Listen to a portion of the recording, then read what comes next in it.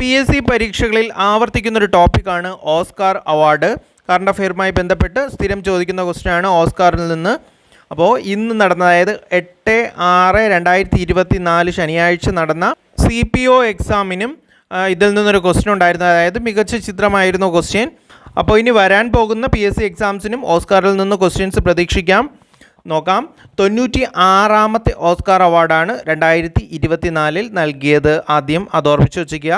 96ാമത്തെ ഓസ്കാറാണ് ഇപ്രാവശ്യം നൽകിയത്. 96ാമത് Oscar അവാർഡിൽ 7 പുരസ്കാരങ്ങളുമായിട്ട് Oppenheimer എന്ന ചിത്രം വന്നിട്ടുണ്ട്. അതായത് ഓപ്പൺഹൈമറാണ് മികച്ച ചിത്രത്തിനുള്ളതും അതുപോലെ മികച്ച സംവിധായകനും നടനും സഹനടനും തുടങ്ങി 7 പുരസ്കാരങ്ങളാണ് ഓപ്പൺഹൈമർ എന്ന ചിത്രം നേടിയിരിക്കുന്നത്. അപ്പോൾ മികച്ച ചിത്രം ഓപ്പൺഹൈമറാണ്. ഈ മികച്ച ചിത്രമായ